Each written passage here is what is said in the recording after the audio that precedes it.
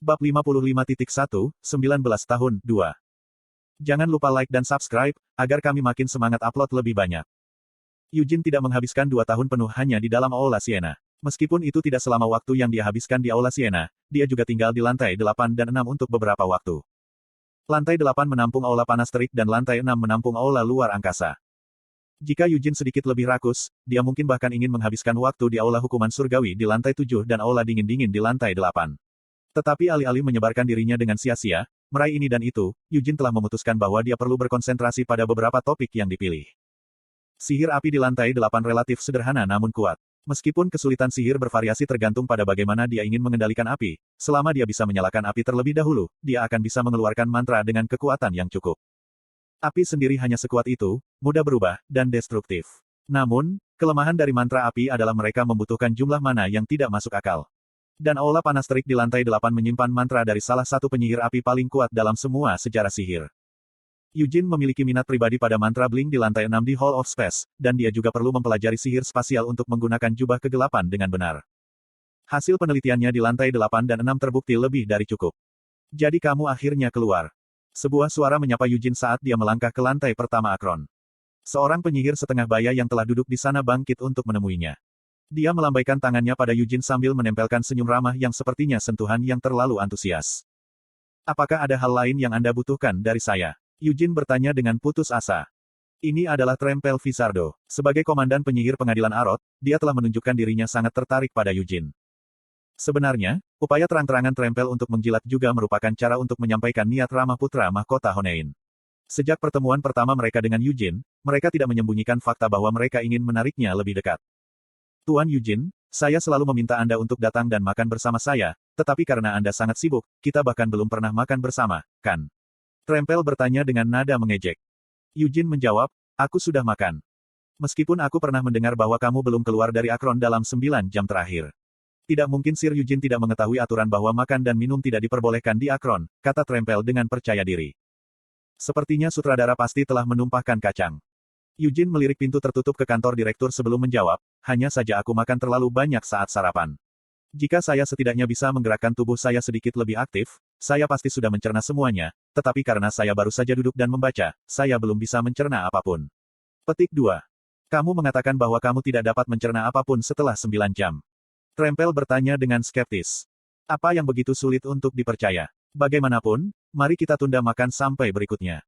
Lagi dengan waktu berikutnya, Tuan Eugene, saya tidak ingin mengatakan ini, tapi saya telah mendengar, lain kali, berkali-kali sehingga rasanya seperti kata-kata itu tersangkut di telinga saya. Aku benar-benar tidak nafsu makan sekarang. Meskipun tatapan Trempel semakin tajam, Eugene tidak mengubah jawabannya. Jelas sekali apa yang penyihir tua ini coba bicarakan dengannya. Menjanjikan dia posisi penting di pengadilan Wizards dan semacamnya. Korps penyihir pengadilan Arot dianggap sebagai salah satu korps sihir terbaik di seluruh benua. Perlakuan yang diterima para anggota sangat baik, dan banyak penyihir yang ingin menjadi anggota.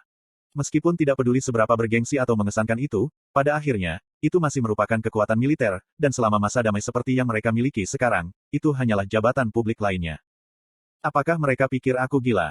Eugene mengejek dirinya sendiri. Eugene baru berusia 19 tahun. Dia tidak ingin terikat di suatu tempat begitu cepat. Dan di antara semua pilihannya, dia terutama tidak menyukai gagasan bergabung dengan kekuatan militer. Tidak peduli seberapa damai dunia ini, tentara tetaplah tentara. Meskipun akan mudah untuk mengandalkan nama-nama klan Hati Singa dan Putra Mahkota Honein untuk bertahan dalam sistem berbasis hierarki neraka yang merupakan tentara, Eugene masih tidak akan bisa hidup sebebas dan senyaman dia. Sekarang, mengapa dia mencoba menghindari kesempatan yang begitu besar? Trempel berpikir pada dirinya sendiri saat dia merasa frustrasi. Mungkinkah dia benar-benar menerima tawaran dari tempat lain? Pikiran seperti itu menyebabkan Trempel menjadi gugup. Eugene saat ini adalah murid dari Master Menara Merah, Lovelian. Meskipun posisi Tower Master tidak turun-temurun, jika bakat Eugene dipasangkan dengan ajaran Lovelian dan pengaruh klan Leonhardt, dia pasti akan naik ke posisi Red Tower Master. Trempel tidak bisa membiarkan ini terjadi. Menara sihir Arot dan istana kerajaan mungkin berada dalam hubungan kerjasama, tetapi mereka tidak benar-benar satu pikiran. Trempel ingin menyeret Eugene ke dalam korps penyihir pengadilan dengan cara apapun yang diperlukan. Jika dia bisa mencapai itu, akan mudah bagi mereka untuk mendapatkan kerjasama dari klan Leonhardt dengan latar belakang Eugene. Konten iklan. Tidak mungkin orang tua itu berkabut, generik, Trempel memutuskan. Generik Osman adalah Master Menara Hijau. Trempel tidak percaya bahwa kakek tua bisa mempengaruhi Eugene. Pikirkan saja, ketika Eugene pertama kali tiba di Akron 2 tahun lalu, Generik dan Ketua Persekutuan Penyihir adalah satu-satunya yang menentang pemberian izin masuk kepada Eugene hingga saat-saat terakhir. Dapat dimengerti mengapa Ketua Guild Penyihir mengambil posisi seperti itu. Meskipun mungkin juga karena masalah keadilan, pasti ada perasaan pribadi yang terlibat juga. Penyihir hitam yang pernah dekat dengan Edward adalah anggota Guild Penyihir. Meskipun Balzac, Master Menara Hitam, telah mampu menyatakan bahwa dia tidak ada hubungannya dengan insiden itu, ini membuat Ketua Guild Penyihir berada dalam posisi di mana dia tidak bisa mengatakan hal yang sama. Di Arot, di mana kekuatan berada di tangan Menara Sihir, kekuatan Guild Penyihir mau tidak mau akan berkurang. Sebagian besar menganggap Guild Penyihir terdiri dari sekelompok penyihir amatir yang tidak dapat bergabung dengan salah satu menara sihir, dan sayangnya, mereka tidak dapat benar-benar menyangkal kenyataan ini. Tetapi jika itu masalahnya, mengapa Generik juga menentangnya? Jawabannya sederhana, karena orang yang merekomendasikan Eugene adalah Lovelian. 300 tahun yang lalu, ketika Siena Bijaksana menjabat sebagai Master Menara Hijau, 2 dari 3 murid yang dia bawa tetap berada di Menara Sihir Hijau, sementara murid yang tersisa dipindahkan ke Menara Sihir Merah. Hari-hari ini, banyak penyihir Arot memuja Siena Bijaksana sebagai Tuan Agung mereka. Namun, Generik dan Lovelian adalah satu-satunya yang secara sah dapat mengklaim sebagai bagian dari garis suksesi Siena. 2 murid Siena yang memilih untuk tetap tinggal di Menara Sihir Hijau menikah, memiliki seorang anak, dan mewariskan sihir mereka kepadanya. Anak ini adalah mantan Master Menara Hijau dan ayah Generik. Tidak mungkin keluarga Generik akan bersahabat dengan Menara Sihir Merah.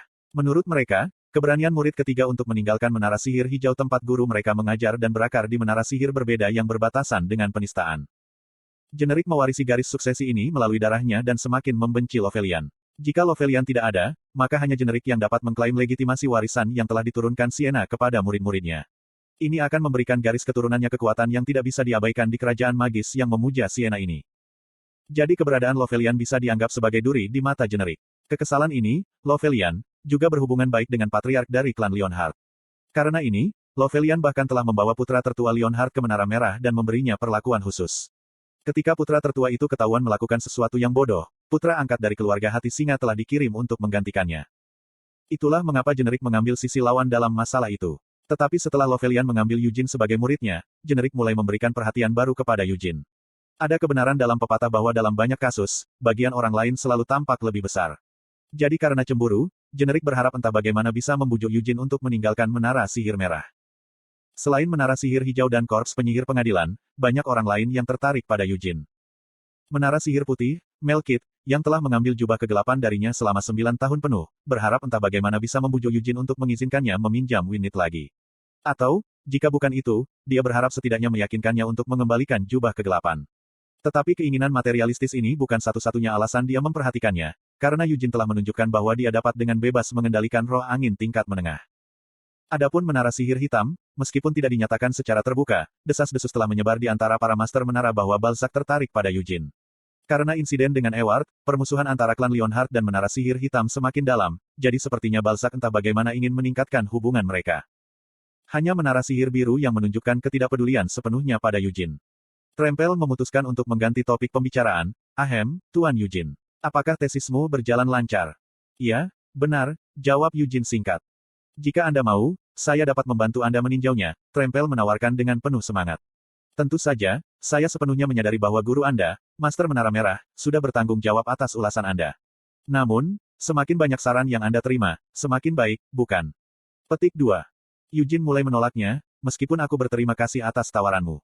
Tunggu, jangan menolak dulu. Rasanya agak memalukan untuk mengatakan ini sendiri, tetapi pada akhirnya, bukankah Menara Sihir Merah berspesialisasi dalam sihir pemanggilan?